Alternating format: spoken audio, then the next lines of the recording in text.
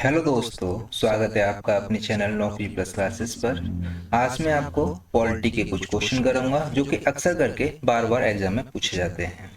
इसके अलावा मैं आपको इसके साथ इनकी एक्सप्लेनेशन भी दूंगा और आपको इसका पीडीएफ भी मिल जाएगा हमारे टेलीग्राम चैनल नौकरी प्लस क्लासेस पर।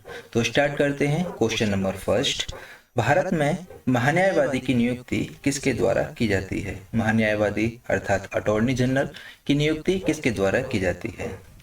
तो इसका ऑप्शन है, ऑप्शन ए प्रधानमंत्री के द्वारा, ऑप्शन बी वित्त मंत्री के द्वारा, ऑप्शन सी राष्ट्रपति, या फिर डी भारत के मुख्य न्यायाधीश के द्वारा।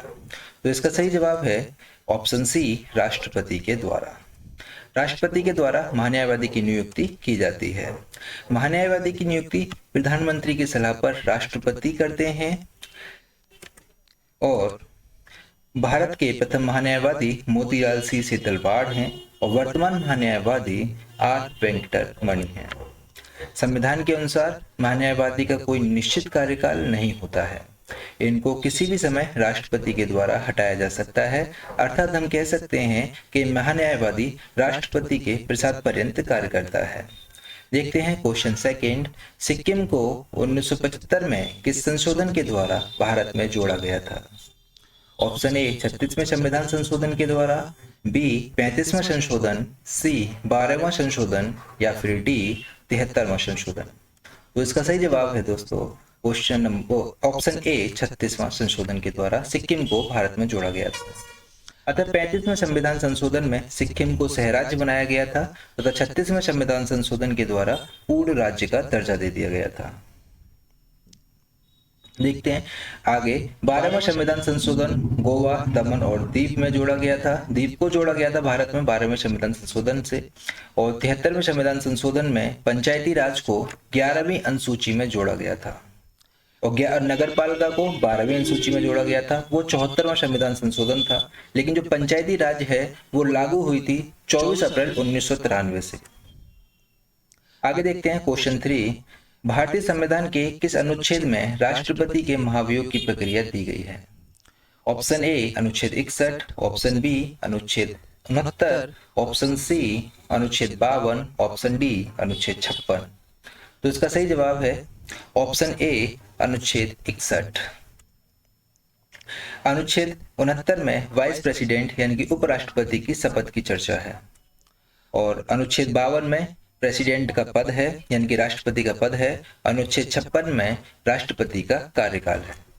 आगे देखते हैं क्वेश्चन 4, नीति आयोग कब अस्तित्व में आया था? तो नीति आयोग 2015 में अस्तित्व में आया था। इसका जवाब है ऑप्शन सी 2015 में। नीति की फुल फॉर्म होती है national institution for transforming India, राष्ट्रीय भारत परिवर्तन संस्थान। इसके अध्यक्ष होते हैं भारत के प्रधानमंत्री ही इसके अध्यक्ष होते हैं। नीति आयोग को 2015 में लेके आया गया था योजना आयोग की जगह पर। आगे देखते हैं क्वेश्चन 5, भारत के संविधान का कौन सा भाग आधिकारिक भाषा से संबंधित है? ऑप्शन ए 14वां भाग, ऑप्शन बी 15वां भाग, सी 17वां भाग, या फिर डी 18वां भाग। तो इसका सही जवाब है ऑप्शन सी 17वां भाग। 14वें भाग में संघ और राज्य लोकसभा है और 15वें भाग में इलेक्शन कमीशन यानी कि निर्वाचन और चुनाव के बारे में चर्चा है और 18वें भाग में आपातकाल की चर्चा है और 17वें भाग में आधिकारिक भाषा की चर्चा है, ऑफिशियल लैंग्वेज की चर्चा है। आपको बता दें भारत की कोई राष्ट्रभाषा नहीं है, भारत की ऑफिशियल लैंग्वेज हिंदी है यानी कि राजभाषा हिंदी है। इसके अलावा संघ यानी कि केंद्र की राजभाषा और राज्य की राजभाषा अलग अलग होती हैं। संघ की राजभाषा हिंदी है तथा नागालैंड की राजभाषा इंग्लिश है। हम लेके चल सकते हैं कि नागालैंड एक राज्य है और इस राज्य की राजभाषा इंग्लिश है। इसी तरह से यूपी की राजभाषा हिंदी है। अगर आप नीचे तमिलनाडु की तरफ चलते, तमिलनाडु की राजभाषा तमिल है, केरल की राजभाषा मलयालम है। तो इस तरह से अलग अलग राज्यों की अलग अलग राजभाषाएं हैं और संघ केंद्र की राजभाषा हिंदी है। इसके अलावा 14 सितंबर 1949 को आयंगर फॉर्मूला के आधार पर हिंदी को देश की राजभाषा घोषित किया गया था। इसी वजह से 14 सितंबर को हिंदी दिवस के रूप में मनाया जाता है। आपको याद रखना है कि हिंदी दिवस के रूप में कौन सा दिन मनाया जाता है। 14 सितंबर को हिंदी दिवस के रूप में मनाया जाता है। वर्तमान में हमारे संविधान में 22 भाषाएं हैं और हिंदी की राजभाषा की मांग सबसे पहले बाल गंगाधर तिलक ने की थी। हिंदी की राजभाषा की मांग किसने की थी? बाल गंगाधर तिलक ने की थी। आपको ये याद रखना है, ठीक है। आगे चलते हैं। भाग 17 के अनुच्छेद 343 से 351 तक राजभाषा का उल्लेख है। हमें पता है भाग 17 में आधिकारिक भाषा का उल्लेख है, लेकिन उसमें कितने से कितने आर्टिकल तक? तो 343 से 351 आर्टिकल तक राजभाषा का उल्लेख है। क्वेश्चन 6, इनमें से किन मामलों में कानूनी बनाने का अधिकार केवल संसद के पास है? Option A police, option B स्थानीय स्वशासन, ऑप्शन सी लोक स्वास्थ्य है, ऑप्शन डी रेलवे। तो केवल संसद के पास है कानून बनाने का अधिकार, केवल संसद के पास है। किस विषय पर? तो इसका आंसर होगा ऑप्शन डी रेलवे के विषय पर। पुलिस राज्य के अंतर्गत आ जाता है, ठीक है। आगे चलते हैं। क्वेश्चन 7, भारतीय जम्मू कश्मीर का संविधान किस वर्ष अपनाया गया था? Option A 1954, option B 1950, option C 1956 या फिर डी 1958। तो जम्मू कश्मीर का संविधान किस वर्ष अपनाया गया था? इसका सही जवाब है ऑप्शन सी 1956 में। और जम्मू कश्मीर का संविधान 17 नवंबर 1956 को अपनाया गया था और 26 जनवरी 1957 को लागू हुआ था। याद रखेंगे, जम्मू कश्मीर का संविधान 26 जनवरी 1957 को लागू हुआ था। देखते हैं क्वेश्चन 8, जीएसटी को संविधान के किस संविधान संशोधन अधिनियम के द्वारा पेश किया गया था? ए 106वें संविधान संशोधन के द्वारा, बी 101 में संविधान संशोधन के द्वारा, सी 102 में संविधान संशोधन के द्वारा या फिर 103 में संविधान संशोधन के द्वारा। तो जीएसटी को संविधान के किस संशोधन अधिनियम के द्वारा पेश किया गया था? तो इसका सही जवाब है ऑप्शन बी 101 में संविधान संशोधन के द्वारा। जीएसटी का आदर्श वाक्य है वन नेशन वन टैक्स और वन मार्केट। भारत में जीएसटी कनाडा मॉडल पर आधारित है। याद रखेंगे कि भारत में जीएसटी कहां से? कनाडा मॉडल से आधारित है। और 1 जुलाई 2017 को भारत में जीएसटी लागू हुई थी। आपको याद रखना है कि भारत में जीएसटी कब लागू हुई थी? 1 जुलाई 2017 को लागू हुई थी, ये आपको याद रखना पड़ेगा। जीएसटी परिषद के चीफ केंद्रीय वित्त मंत्री होते हैं और जीएसटी के पहले चीफ अरुण जेटली थे। और वर्तमान चीफ आप बता सकते हैं कौन है? इस समय हमारे केंद्रीय वित्त मंत्री निर्मला सीतारमण जी हैं, तो वो ही जीएसटी परिषद की चीफ हैं इस समय। जीएसटी की अवधारणा को सबसे पहले 2005 में पी चिदम्बरम के द्वारा संसद में पेश किया गया था, ठीक। जीएसटी लागू करने वाला पहला देश फ्रांस था। आगे देखते हैं क्वेश्चन 9, निम्नलिखित में से किस राष्ट्रपति की अपने पद पर रहते हुए मृत्यु हुई थी? Option A Fakhruddin Ali Ahmed, option B V V Giri, option C Rajendra Prasad या फिर ऑप्शन डी प्रणब मुखर्जी। तो इसका सही जवाब है ऑप्शन ए फखरुद्दीन अली अहमद। फखरुद्दीन अली अहमद की राष्ट्रपति पद पर रहते हुए मृत्यु हो गई थी। आगे देखते हैं क्वेश्चन 10, प्रवर्तन निदेशालय की स्थापना किस वर्ष नई दिल्ली में मुख्यालय के साथ की गई थी?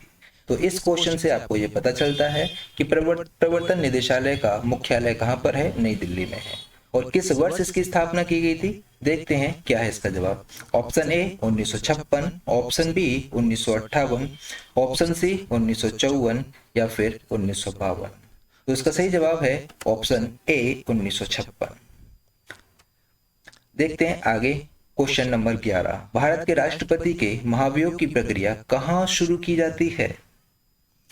ऑप्शन ए राज्यसभा में लेकिन लोकसभा में नहीं, ऑप्शन बी लोकसभा में लेकिन राज्यसभा में नहीं, ऑप्शन सी संसद के दोनों सदनों में या फिर डी लोकसभा राज्यसभा या कोई विधानसभा में।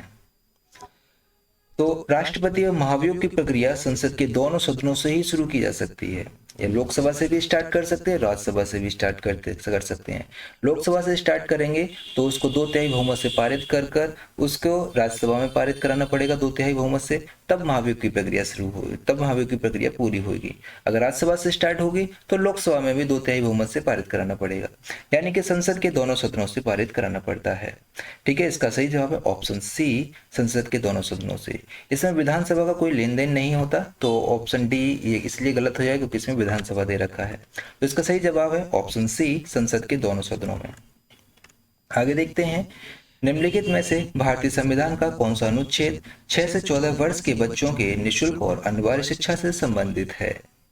Option A 31A, option B 21A, option C 101 या फिर डी 74। तो कौन सा अनुच्छेद 6 से 14 वर्ष के बच्चों के निशुल्क और अनिवार्य शिक्षा से संबंधित है? तो इसका सही जवाब है ऑप्शन बी 21A। 21A को 86वें संविधान संशोधन 2002 के द्वारा भाग 3 मौलिक अधिकार में जोड़ा गया था। याद रखेंगे, 21A को 86वें संविधान संशोधन 2002 के द्वारा जोड़ा गया था और मौलिक अधिकार में जोड़ा गया। मौलिक अधिकार भाग 3 में है।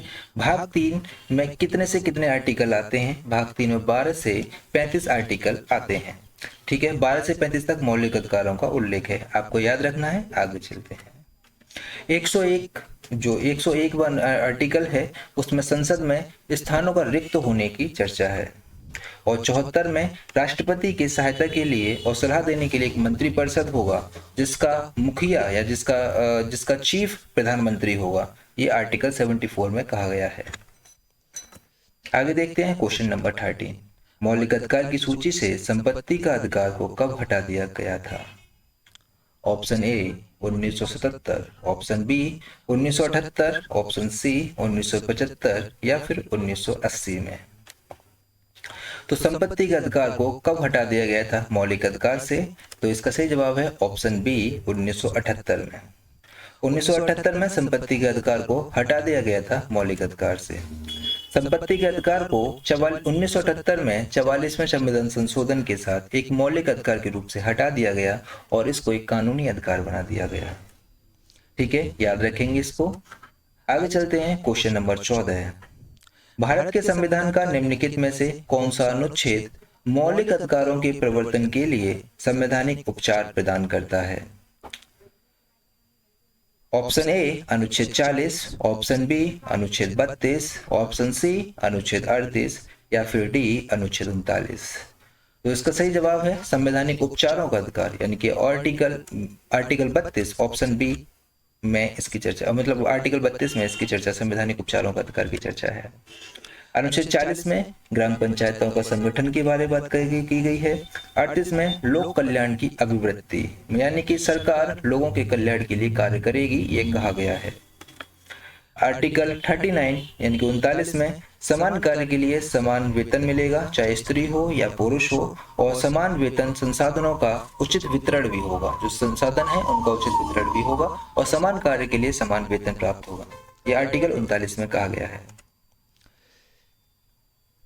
अनुच्छेद 32 में संवैधानिक उपचारों का अधिकार है और डॉक्टर बी.आर. अम्बेडकर ने संवैधानिक उपचारों के अधिकार को संविधान की आत्मा कहा है। अनुच्छेद 32 को किसने संविधान की आत्मा कहा है? तो इसका सही जवाब है डॉक्टर बी.आर. अम्बेडकर ने। आगे चलते हैं। सुप्रीम कोर्ट इसके अंतर्गत यानी कि आर्टिकल 32 के अंतर्गत 5 प्रकार की रिट जारी कर सकता है, आपको याद रखनी है। सबसे पहली है बंदी प्रत्यक्षीकरण, दूसरी है परम आदेश, तीसरी है अधिकार प्रच्छा और चौथी है प्रतिषेध, इसके बाद है उत्प्रेषण। याद रखेंगे ये पांचों के पांचों। आगे चलते हैं। क्वेश्चन 15। भारत के संविधान में व्यापार की स्वतंत्रता की अवधारणा किस देश के संविधान से ली गई है? ऑप्शन ए ब्रिटेन से, ऑप्शन बी अमेरिका से, या सी ऑस्ट्रेलिया से, या फिर आयरलैंड से। व्यापार के स्वतंत्रता की अवधारणा को लिया गया है ऑस्ट्रेलिया के संविधान से। ऑप्शन सी ऑस्ट्रेलिया से। हमारे संविधान के कुछ विदेशी स्रोत देख लेते हैं हमने क्या क्या कहां से उठाया है। ब्रिटेन से उठाया है हमने राष्ट्रपति का पद, संसद की सर्वोच्चता, मंत्रिमंडल और संसदीय प्रणाली और प्रधानमंत्री को हमने ब्रिटेन से लिया है। तो याद रखेंगे क्या क्या चीज लिया हमने ब्रिटेन से। राष्ट्रपति का पद लिया है, संसद की सर्वोच्चता ली है, मंत्रिमंडल लिया है, संसदीय प्रणाली तथा प्रधानमंत्री का पद हमने ब्रिटेन से लिया है। आगे देखते हैं ऑस्ट्रेलिया। ऑस्ट्रेलिया से हमने संवर्ती सूची ली है, केंद्र राज्य संबंध लिया है और संयुक्त अधिवेशन लिया है। इसके अलावा अभी हमने इस क्वेश्चन में चर्चा की है व्यापार की स्वतंत्रता भी ऑस्ट्रेलिया से ली है। आगे देखते हैं आयरलैंड। आयरलैंड से लिया है हमने नीति निदेशक तत्व, राष्ट्रपति का निर्वाचक मंडल और मनोनीत सदस्य आयरलैंड से लिए गए हैं। इसके अलावा अमेरिका से देखते हैं, मौलिक अधिकार अमेरिका से लिए हैं। उपराष्ट्रपति, सर्वोच्च न्यायालय, न्यायिक पुनर्वलोकन, महाभियोग, वित्तीय आपात और प्रस्तावना को हमने अमेरिका से लिया है। याद रखेंगे इन चीजों को। आगे देखते हैं क्वेश्चन 16। भारतीय संविधान सभा के प्रारूप समिति के अध्यक्ष कौन थे? है गलत लग गया है, थे होना चाहिए यहाँ पर, ठीक है। और देखते हैं इसके option. Option A Rajendra Prasad, option B Sardar Vallabh Bhai Patel, option C Bhimrao Ambedkar या फिर ऑप्शन डी जवाहरलाल नेहरू। तो इसमें क्वेश्चन ने पूछा है प्रारूप समिति के अध्यक्ष कौन थे। तो प्रारूप समिति के अध्यक्ष option C doctor B R Ambedkar थे। राजेंद्र प्रसाद संविधान सभा के अध्यक्ष थे। राजेंद्र प्रसाद पूरे संविधान सभा के अध्यक्ष थे, जबकि सरदार पटेल प्रांतीय समिति या और मूल समिति के अध्यक्ष थे। इसके अलावा जवाहरलाल नेहरू संघ समिति के अध्यक्ष थे। ठीक, आगे चलते हैं। क्वेश्चन 17। निम्नलिखित में से कौन भारत का एक गैर संवैधानिक निकाय है, यानी कि जिसकी चर्चा संविधान में नहीं है?